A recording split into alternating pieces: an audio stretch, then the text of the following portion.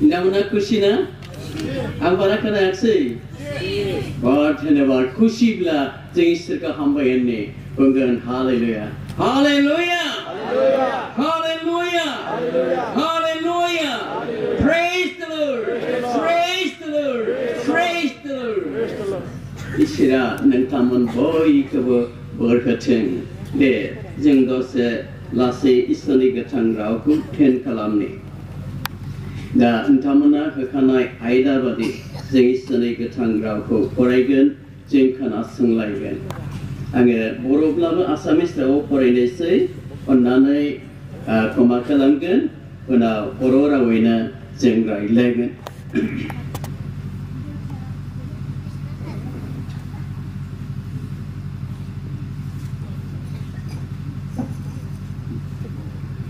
आखायाव थानाय बाइबेलखौ अन्नानै बयबो बेखेवनानै लादो आरो फरायनाय समाव गाहामैनो नायलांफादो दा प्रग्रामावबो दंखायो जेरेमियानि 33 सल'फोर आं फरायगोन 3 पदनिफ्राय आखायाव थानाय बाइबेलखौ अन्नानै बयबो बेखेवदो फरायनाय समाव गाहामैनो नायलांफादो फरायदों जिसुनि नामाव नै बेयाव बेबादि बुंनाय दं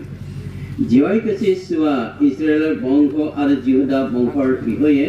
মই কোৱা মঙ্গল বাক্য যি দিনা সিদ্ধ কৰিম এনে দিন আহিছে সেই দিনা আৰু সেই কালত মই দাৰিদ্ৰৰ বংশত এক ধাৰ্মিক গজালি গজাম তেওঁ দেহত বিচাৰ আৰু ন্যায় সিদ্ধ কৰিব সেই দিনা জিহুদাই পৰিত্ৰাণ পাব जेरुसालेम निरापदे बास करिब आर जिवाय आमार धार्मिकता हे नामेरे नगर प्रकट हब बरा बुंनाय जाबाय मानसिफ्रा मिथिगोन इसोरा जोंनि बासायगिरि आसामिस एसे गाहाय गोजौ खालामदों इसोरा गावनि राव फरायनाय जों खोनासंनाय बयनिबो फारसे बे रावजों इसोरा गावनि बोरखौ बयनिबो लाबोथों दे हरबनाव जों आरज खालामनि गोथार ओनसोला सोरजिगिरि आफा इसोर नोंनि गोथार आथिङाव खर' गंग्लायै नोंनि आथिंखौ हमबाय खुलुमबाय आफा जों नोंखौ खुलुमनायनि गेदेर आसाया बेनो आफा बे हातिमारा मण्डलिखौ नोङो जोनोम होनायनिफ्राय दिनैसिम प्रभु नों दैदेनबोनायनि थाखाय नों बासायबोनायनि थाखाय नों गासै बिथिंनिफ्राय उदांस्रिखौ होनानै खांबोनायनि थाखाय नोंनि फिसाफ्रा गोसोनि गोरबोजों नोंखौ बाख्नायनो बे जुबिलिखौ खुंनो थाखाय आफा दिन थि खालामनाय जाबाय आफा इसोर दानो प्रभु नोंनि फिसाफ्रा नोंनियाव आवगायबोबाय दा आफा जों नोंनि गोथां राव खोनासंनानै नोंनि आशीर्बादखौ नाजावनो जों गावखौनो थामथिं खालामबाय आफा इसोर नोङो नोंनि अननायखौ नोंनि अननाय मोखांखौ नों जोंनि थिंजाय खालामनानै नोंनि बोर होग्रा आखाइ नों जोंनि थिंजाय खालामनानै फारो नोंनि फिसाफोरनि थाखाय जि बोरखौ नों थामथिं खालामदों आफा नोङो नोंनि गोथां रावजों आगलाय बिगलाय नों नोंनि फिसाफोरनो लाबो बेखौनो आफा नोंनो बरसा लाखिबाय गेदेर आसाजों बिखारिफोर बादि जों बे पेन्डेल सिङाव जुथुमबाय प्रार्थना खालामदों आफा आं गावखौबो नोंनो खामाय आं सासे नोंनि दिगा अजेगो दास आं ज्ञानी गुनि मानसि नङा प्रभु अब्लाबो आफा नोंनि खावलायनायखौ दोनबाय आफा नोङो नोंनि आखाइफोरखौ आंखौ दोननानै नों गावनि गोथार जिउजों आंखौ सुफुंनानै आफा इसोर नेनानै थानाय बिखारिफोर बादि अपेक्षा खालामबाय थानाय बे नोंनि फिसाला फिसाजोफोरनि फारसे नोङो नोंनि गोथां रावजों नोंनि लुबैनाय बादि नोंनि फिसाफ्रा लुबैनाय बादि नों आशीर्बादखौ लाबो आफा फै नों गसं फैदो आंखौ बाहायफैदो आंनि खुगा गोसोथि गासैखौबो नों बेबहार खालामनानै नोंनि फिसाफोरनो नोंनि जि इच्छा नोंनि जि लुबैनाय नों बेखौ प्रकाश खालाम नों मिथिनो हो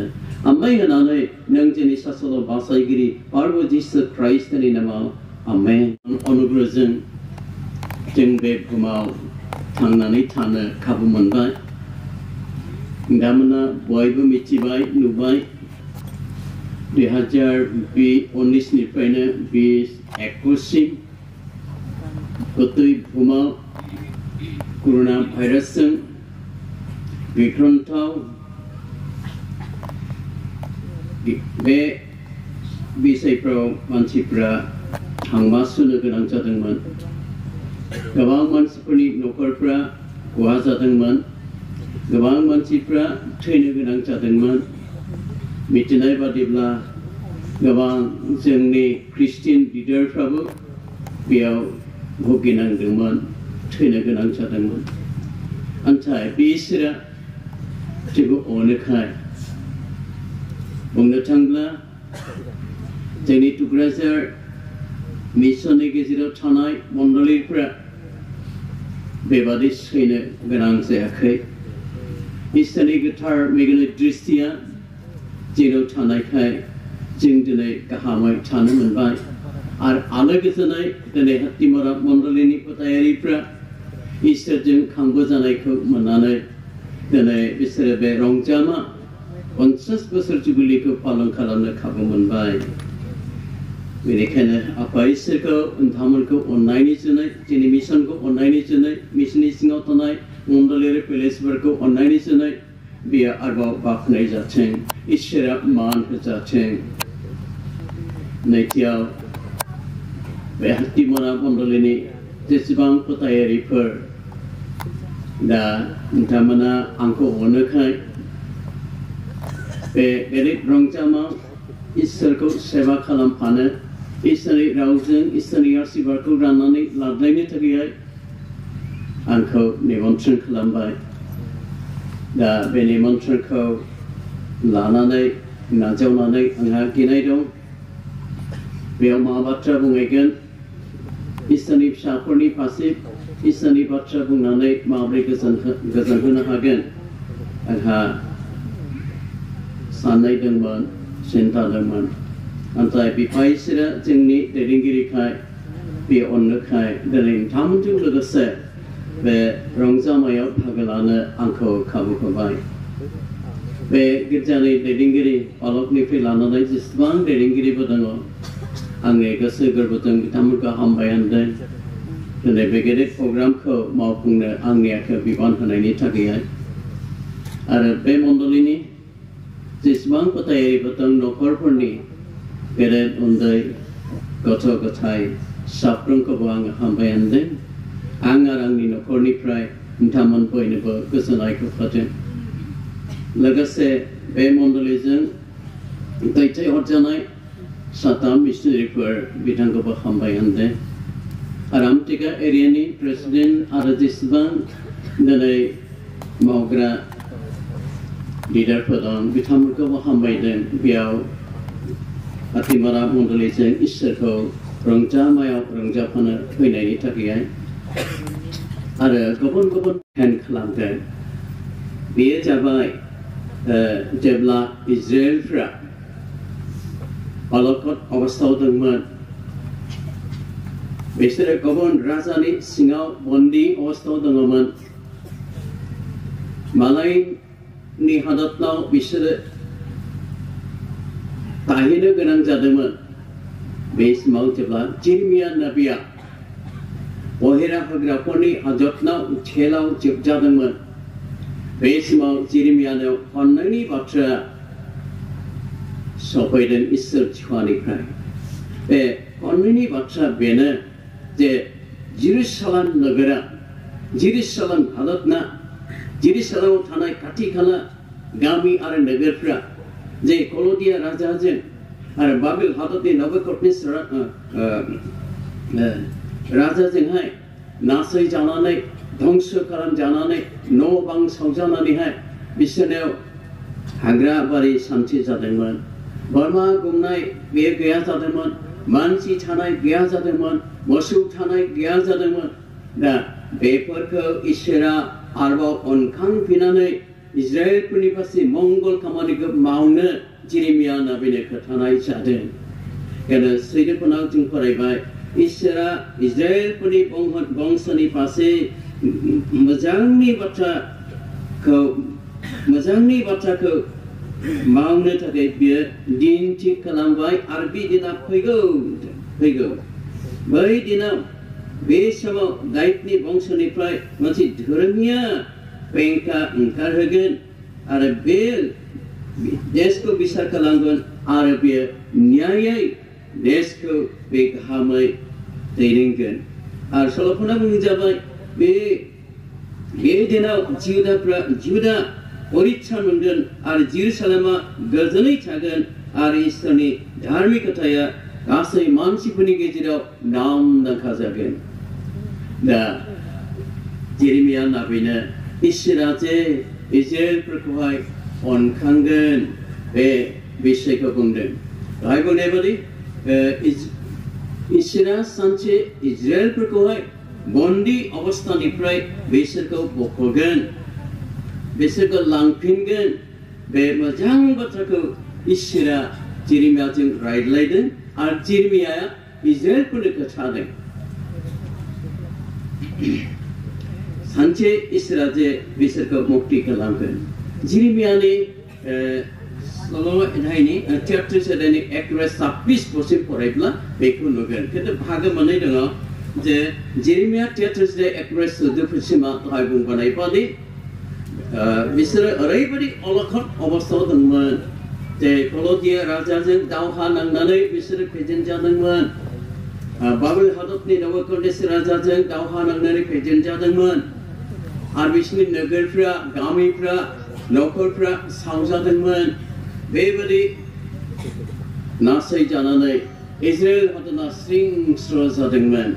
दा बे स्रिं स्र' जानाय बे हादरखौहाय इसोरा अनखांफिननानै बन्दी अबस्थानिफ्राय बिसोरखौ लाबोफिननानैहाय बिसोरखौ जेरुसालेमावहाय गोजोनै थानो होगोन। बेखौ 1निफ्राय 14 जेरेमिया नाबिनो इसोरा गावनि मावनो लानायखौ खोन्थादोंमोन। आरोबाव फरायनि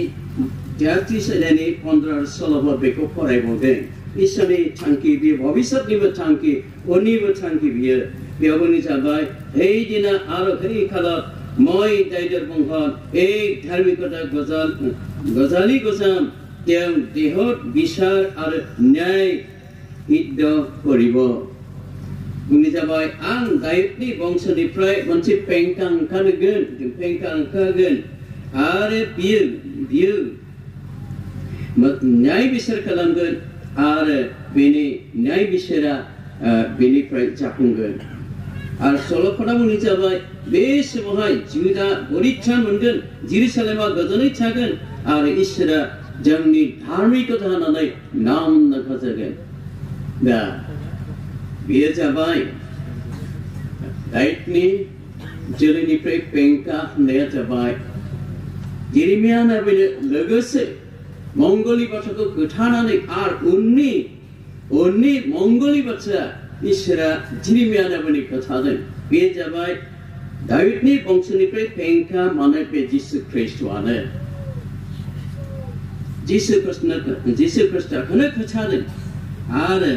बे जिसु ख्रिस्टआ जेब्ला पृथ्वीयाव फैगोन, गासै मानसिफोरनि पापखौ बे उद्धार खालामगोन आरो बासायगोन। बेखौ इसोरा जेरेमिया नाबिनो बै समावनो खोन्थानाय जादों। गमामायैनो अनजाग्राफोरना, जों दिनै बर' जाथिफ्रा दिनै प्रभु जिसु ख्रिस्टखौ जों फोथायनानै बेखौ जों नाजावनानै जों दिनै इसोरनि फिसा जाबाय आरो जों बेनि न'खरनि मानसिफोर जाबाय। हालेलुया। अनजाग्राफोरना, बे जोबोद खुसिनि बाथ्रा। बे जोबोद खुसिनि बाथ्रा। जों सिगां इसोरखौ मिथियामोन, इसोरनिफ्राय गोजानावमोन। नाथाय जिसु ख्रिस्टखौहाय बे दायुदनि जोलैनिफ्राय, पेंखा माने दायुदनि जोलैनिफ्राय जिसु ख्रिस्टखौ बे पृथ्वीयाव लाबोनानै गथाय पृथ्वीनि मानसिफ्रा दिनै बेनिनो फिसा जानो थाखाय गेदेर क्षमताखौ मोनबाय। बेनिखायनो बुंनाय जाबाय, जों सिगां इसोरनि फिसाफोर नङामोन आरो जों बिनि न'खरनिफोर नङामोन। नाथाय प्रभुआ दिनैहाय जोंनो गावनि फिसा जानो थाखाय गेदेर क्षमताखौ लाबोबाय। बे जाबाय जन 11:12 क्षमा खालाम, जन 1:12 आरो एफिसासनि 2:9-19 बेयाव नायब्ला नुगोन जों दा बेनिनो न'खरनि मानसिफोर जाबाय। बेबायदिनो दिनैहाय बे हाथिमरा मण्डलीनि फोथायारिफ्रा प्रभु जिसु ख्रिस्टखौ नाजावनानै बेखौ फोथायनानै बेनिनो मानसिफोर जानानै दिनै इसोरजों बासि जानानै दिनै 50 बोसोर जुबुलि पालन खालामनो थाखाय बे मण्डलिया दिनै खाबु मोनबाय आरो लाबोबावदों मोनसे खोथाफोर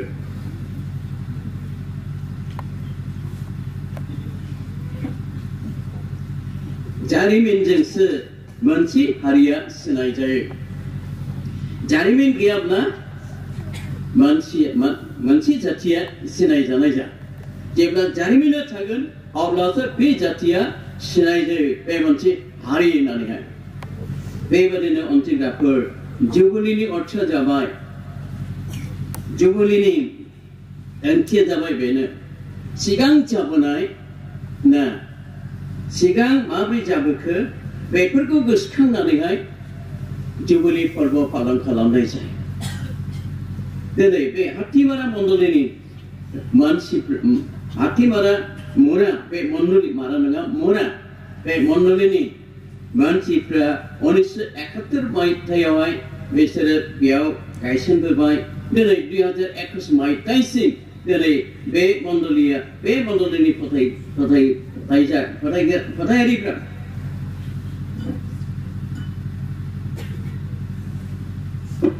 आंहा बहुद बिसोर फरायलांनायखाय गासैनिबो हेफाजाब नांगौ जाबाय अननानै क्षमा खालामगोन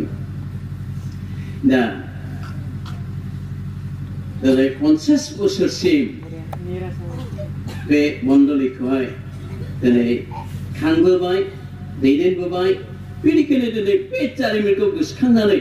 बे मण्डलिया दिनै 50 बोसोर जुबुलि होननानै रंजामा हरफनानै दिनै पालन खालामनो थियारि खालामबाय मानोना इसोरा हाथिमारा आजों बयनिबो बिबासायगिरि आरोबाव जों एसे लाबोनि जुबुलि एबा जुवेल फोरबो फारसेथिंजाय ना आसामिसआ जुवेल होननानैबो बुंदों ओमफ्राय जुबुलिबो होनना बुंदों जुवेल बा जुबुलि बे एखे अर्थआनो दा जुबुलि एबा जुवेल फोरबो पालन खालामनायनि थांखिया जाबाय उदांस्रिखौ मोननाय जे इजराइलफ्रा बे जुवेल बा जुबुलिखौ पालन खालामदों बिसोरो उदांस्रि मोननायखौहाय गोसोखांनानैहाय जुबुलि पालन खालामदोंमोन दा इजराइलफोरनि जारिमिना माब्ला जागायजेनामोन बे जाबाय मोनसे परियालनिफ्राय जागायजेनदोंमोन दामना बेखौ नायब्ला नुगोन आदि बिसोरनि 1 निफ्राय फरायलांब्ला नुगोन बेनो जाबाय इजराइलफोरनि जुबुलि इजराइलफोरनि जारिमिना जागायजेननाय माबोरै जागायखो दामना बेयाव फरायब्ला नुगोन जाखोब बेखौ इसोरा बुंदों आं नोंखौ बुङो नों मिस्रादनाव थांदो नोङो दागि आं नोंजों थाफागोन आरो आं नोंखौ हेफाजाब खालामगोन इसोरा जाकबखौ बुंदों खारन बिनि फिसाला सिगाङावहायनो मिस्रादनाव दंहैयो बिसोरमोन जोसेफआ सिगाङावहायनो बिदाफोरजों फानजाहरनानै मिस्रादनाव बे दंहैयो आरो मिस्रादनाव बे सासे गिदिर मानसि जानानै बेयाव दंहैयोमोन बे जाबाय हम मिनिस्टार जोसेफआ मिस्र हादरनि राजानि गाहायाव थानाय हम मिनिस्टार बे जाहैदोंमोन दा गावनि फिसाला जोसेफआ थांनायखाय इसोरा खाबु होबाय दिनै जाकब बुंबाय जाकब नोङो मिस्रादनाव थांदो बेसेबां फरिखौ लानानै थांदोंमोन बियो गावनि फिसालाफोरनि फिसाजोफोर बिसौफोर गावसोर बोराय बुरै गासैजोंहाय 70 जन परियालखौ जाकबआ मिस्र हादराव लांदोंमोन ओमफ्राय मा खालामनाय बेखौ नायब्ला नुगोन ओंखारलांनायनि 1 आयदानिफ्राय 40 आयदासिम बे जारिमिनखौ नुगोन ओंखारलांनायनि जाथायफोरनि 1 आयदानिफ्राय 40 आयदासिम बेखौ फरायब्ला नोंथांमोना नुगोन दा मिस्र हादराव इजराइलफ्रा 400 बोसोर थाहैदों बे 400 बोसोर थाहैनायावहाय सिगांनि जे पुरुन राजा बेयो थैनायनि उनाव द्वितीय जे पुरुन राजा जेब्ला बे मिस्र हादरनि राजा जानाय समावहाय दिनै इजराइलफोरखौहाय लेंबोनाय खामानियाव बाहायदोंमोन आरो बे समाव जोबोद खस्थ' मोनदों बिसोरो जोबोद थारना मोनदों मावनो हायै खामानिखौ बिसोरो मावनांदों दुखु सैनांदों दैखौबो बिसोरो बायनानै लोंनो नांदोंमोन बिसोर ओंखामखौबो बिसोर बायनानै जानो गोनां जादोंमोन गोबां बिसोर खस्थ'जोंहाय थेब्ले माब्ले जानानैहाय बिसोरो जिउ खांनो नांदोंमोन बे मिस्र हादराव बे जाकबनि बंश इजराइलफ्रा जेब्ला बिसोरो खस्थ' मोनबाय गोथां इसोरनाव बिसोरो आरज खालामबाय हे इसोर नोङो जोंखौ बासायदो जोंखौ नों बासायदो आरो इसोरा बिसोरनि आरजखौ खोनासंदों खोनासंनानै मुसिनि गेजेरजोंहाय इजराइलफोरखौहाय मिस्र हादरनिफ्राय दैखौ बोदों आरो मिस्र हादरनिफ्राय दैखौ बोनानै बिसोरखौ कनान हादरसिम लाबोनो मुसिखौ थिग थाक खालामदों नै बे जारिमिनखौ गोसोखांनानै इजराइलफोरा दिनै जुबिली 50 बोसोर नायनांगोन 100 बोसोर 75 बोसोर बिदि बाइबेलाव बुंनाय जायाखै 50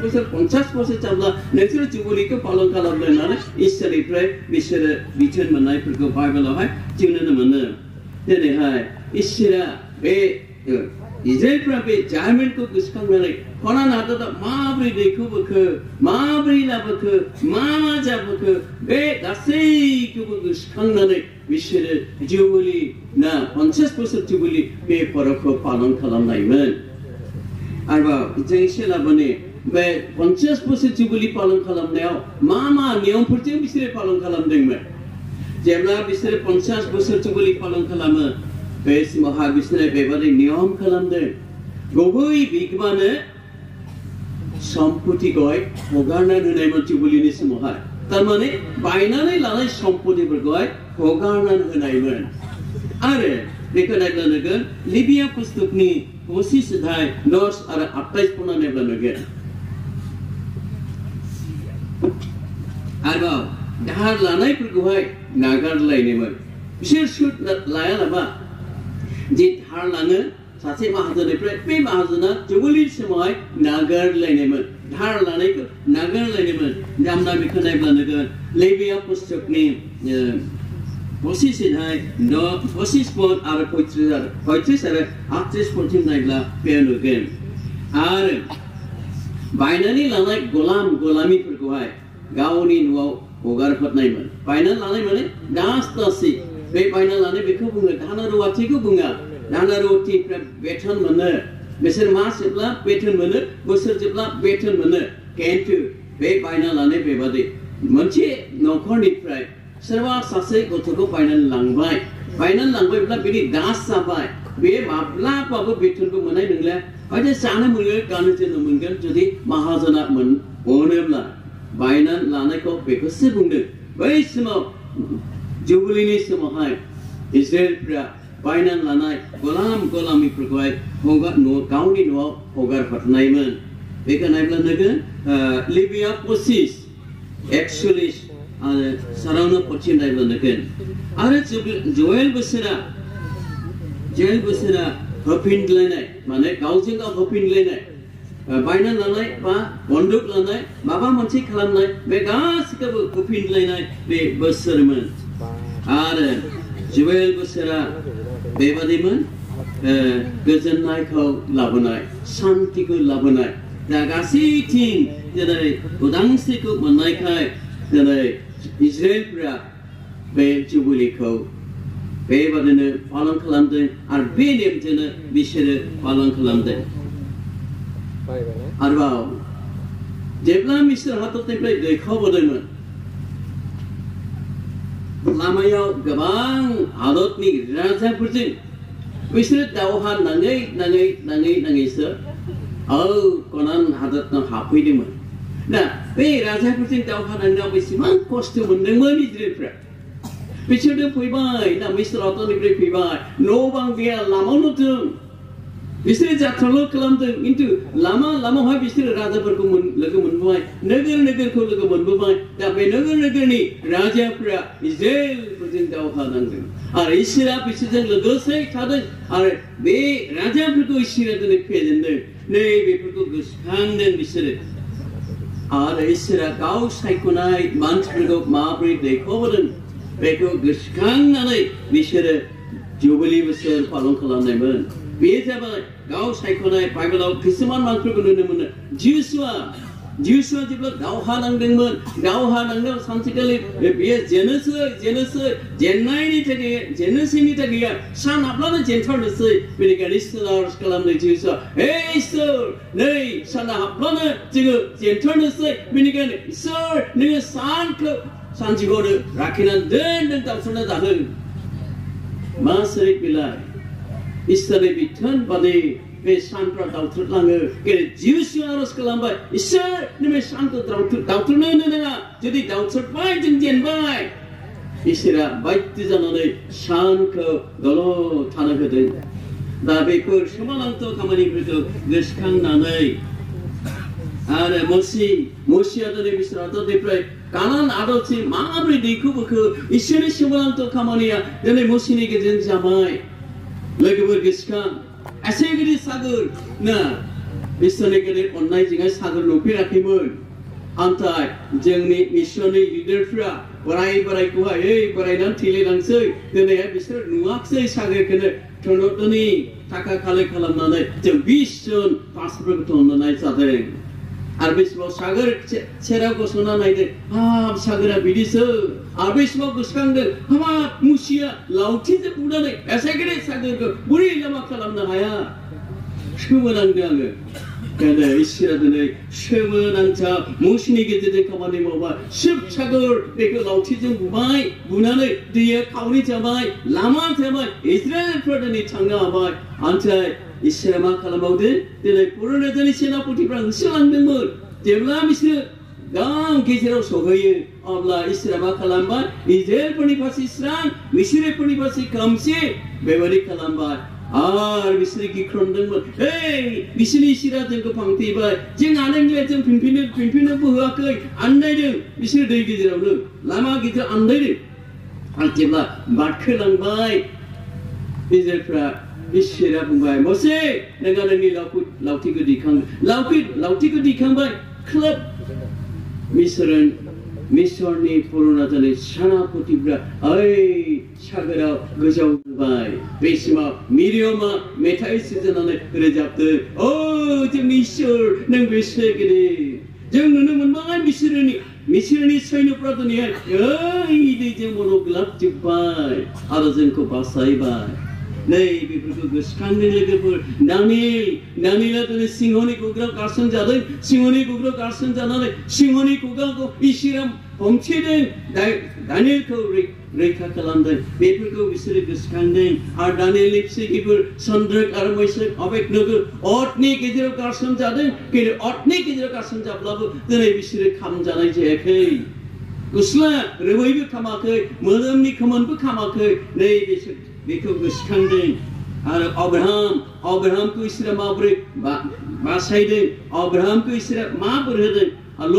लट नाथाय सदम गमरानि अर खामनायनिफ्राय रैखा खालामदों सलमन राजाखौ दिनै इसोरा गियानि खालामदों गियानजों बिहा बुंफबनायमोन आरो भावबादिफोरजों थाफानानै इसोरा जे खामानि मावदों नै बेफोरखौ गोसोखांनानै बिसोर 50 बोसोर जुबिलियाव बिसोरो बाख्नायदों हालेलुया मा सोमोनांथाव जोंनि इसोर बिलाय बे सोमोनांथाव इसोरा दिनै बाख्नाय जादों बै इजराइलफोरनि समावबो आरोबाव लाबोनि बे जुवेल बोसोरा मोनसे पवित्र बोसोर आरो प्रेमपास जानाय बोसोर प्रेमपास जानाय माने देरहानाय बोसोर आङो एसे आयंखौ बुंदोंमोन पास्टरखौ बुंदोंमोन नोंसोर जुदि आंनो एसे मिथिहोमोनब्ला ना बे जुवेल प्रग्रामा माबोरै जानांगौमोन बेखौ आं एसे खोथाबो मोननानै आं बिथां माने बिमायंखौ बुंदों ना माखासे बिषयफोर थालांबाय ना दा नोंसोर जुदि बे माने प्रेमपास जानाय बोसोर माने देरहानाय बोसोर मानोना नोंथांमोना बे हातिमरा मण्डलिया 50 बोसोराव इसोरजों खांबो जानानै नाना रोखोम जाथायफोर जादोंमोन बेफोरनिफ्राय उदांस्रि मोननानै दिनै प्रेमपास जानाय बोसोर बे समाव इजराइलफोरखौ इसोर जिवा बुंदों हे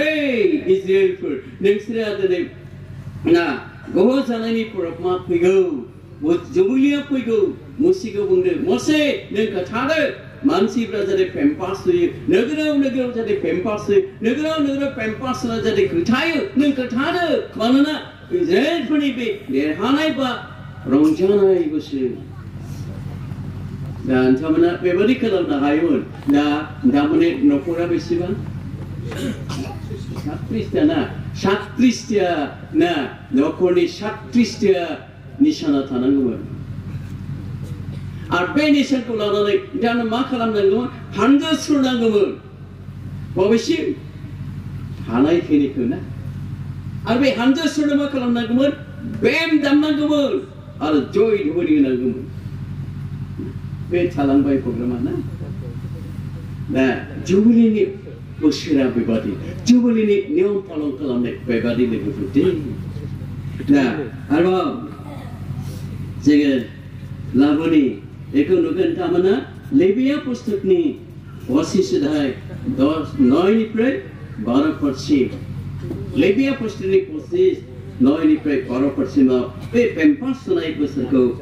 पेम्पास होनायखौ नोंथांमोना नुगोन जोंनि मिशननि गेजेरावहाय गिबिथि गिर्जा गायसननाय बे जाबाय 2 नं बुरिझार बे 2 नं बुरिझारा 2008 मायथाइयाव जुबिली बोसोर 100 बोसोरनि जुबिली बोसोर बिसोर पालन खालामबाय जोंनि बिबिसिनि गेजेराव प्रथम दिनै जुबिली बोसोर 2 नं बुरिझारा 2008 मायथाइयाव 100 बोसोर बिसोर जुबिलीखौ पालन खालामदों आरो बेनि 7 बोसोरनि उनावहाय दिनै बामोनगाव मण्डलीयाबो 100 बोसोर जुबिली बिसोरो पालन खालामबाय दा आरोबाव एसे जुबिलीनि बिसोरनो आवगायलांबोनि जों बर' जातिफ्रा मानो जुबिलीखौ पालन खालामनांगौ दा जों रायलायबाय थादों जुबिलीया जाबाय इजराइलफोरनि जिहुदिफोरनि ना बिसोरनिसो बे जुबिलीया केटे जों बर' जातिफ्रा मानो बे जुबिलीखौ पालन खालामनांगौ बेनि ओंथिया जाबाय लोगोफोर ना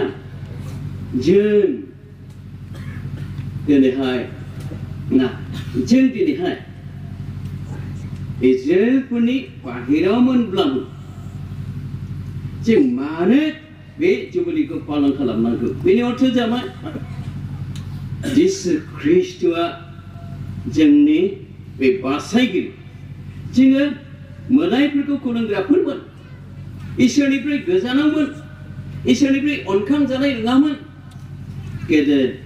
आफा इसोरा गावनि सासेल' बिसा जिसु ख्रीष्टखौ बे पृथ्बीयाव थन'नानै बे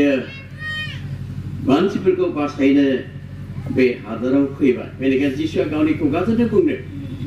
लुकासनि 4 अध्याय 18 आरो 19 फरायला नुगोन लुकासनि 4 18 आरो 19 बे ओरैबायदि बुंदों हावरियाफोरनो गाहाम रादाखौ खोन्थानो आंखौ अभिषेक खालामबाय आरो खाजानायफोरखौहाय गहोनो नाग्लि जानायफोरखौहाय सख'नो इसोरनि नाजाव जानाय बोसोराव दिनै आंखौ थिनहरबाय दा जिरिमियानि 33 अध्याय अन्धफोरनि खोथा बेनो दाइटनि जोलैनि फेंखानिफ्राय होननाया बे जिसु ख्रीष्टआनो दा बुंनायबादि जों इसोरनि फिसाफोर नङामोन दा इसोरनि फिसाफोर जानो हाबाय जिसु ख्रीष्टनि गेजेरजों बे गेदेर बाथ्रा गेदेर बाथ्रा बियो सोर दं दिनैहाय इसोरनि फिसा जानो थाखाय गेदेर क्षमताखौ मोनो जों खाफाल गोनां लोगोफोर मण्डलीफोर जों खाफाल गोनां जों दिनै इसोरनिफ्राय गोजानावमोन इसोरखौ जों सिनायामोन मोदायफोरखौ खुलुमग्रामोन खाजानाय मानसिफोरमोन जों पापजों खिन्थु आफा इसोरा गावनि सासेल' बिसा जिसु ख्रीष्टखौ थन'नानै दिनै इसोरा जिसु ख्रीष्टनि गेजेरजों जोंखौ गावनि फिसा जानो थाखाय गेदेर क्षमताखौ होबाय हालेलुया खुसि ना नोंथांमोना खुसि ना दा नोंथांमोना दिनैहाय प्रभु जिसु ख्रीष्टनि फिसा जानायखायसो आफा इसोरनिफ्राय गेदेर क्षमताखौ मोननायखायसो दिनै बे पेन्डेल सिङाव बे थाम्बु सिङावहाय दिनै बिफा इसोरखौ 50 बोसोरनि जुबिली नामाव बाख्नायनो हादों दा बुंनायबादि जन 1 अध्याय 12 जन 1 अध्याय 12 इसोरा दिनै बेखौ फोथायनायनि गेजेरजों जोंनो गावनि फिसाजानो थाखाय गेदेर खमथाखौ होबाय आरो जन्थिनि सल'फा मानोना इसोरा संसारखौ इसोरा अनबाय बे गावनि सासेल' सारिजानाय फिसा हौवाखौ ओरैनो होबाय जायफ्रा बेखौ फोथायगोन जोबनो गैयै गोथांखौ मोननाय बादि दिनै इसोरा जोंखौ गावनि अननायनि गेजेरजोंहाय दिनै जोंखौ गावनि खाथियाव लाबोबाय आरोबाव मोनसे खोथा बाव दै एफिसिसनि 2:19 बाथ्रा एफिसियानि 2:19 बेयाव बुंनाय जाबाय जों दानिफ्राय आलासिफोर बादि नंलिया जों गुबुन हारिफोर बादि नंलिया गोथार इसोरनि फिसा जों लोगोसे इसोरनि न'खरनि मानसिफोर जाबाय इसोरनि परियालनि मानसिफोर जाबाय मा सोमोनांथाव बिलाय आरो जों अब्राहामनि जोलै जाबाय दा अब्राहामनि जोलै होननानै मानो बुंदों दा जों अब्राहामनि जोलैयाव हाबब्ला इसोरनि रायजोखौ जों अधिकार खालामनो मोननाय नङा बेनिखायनो इसोरा दिनैहाय अब्राहामनि जोलैयाव हाबनो थाखाय गावनि सासेल' बिसोर जिसु ख्रिस्टखौ बे पृथ्बीयाव हरबाय आरो बेखौ जाय फोथायगोन जाय बेखौ नाजावगोन बेयो जाबाय इसोरनि न'खरनि मानसिफोर इसोरा खालामबाय जों दा आलासिफोर बादि नंलिया फामु थाफैनायफोर बादि नंलिया गुबुन हारिफोर बादि नंलिया दिनै इसोरा जोंनो बेबादि गाहाम लामा दिहुनना होबाय जिसु ख्रिस्टनि गेजेरजों आरोबाव जों नायबावनो प्रथम पिटार 2:9-10 प्रथम पिटार 2:9-10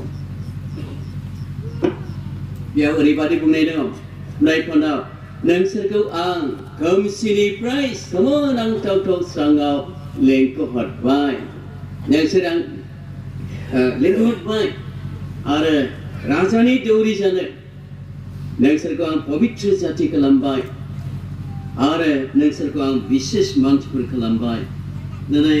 जोङो इसोरनि प्रजा नङामोन इसोरनि प्रजाफोर जाबाय आरो इसोरा सोमोनांथाव मोनसे खामानिखौ होबाय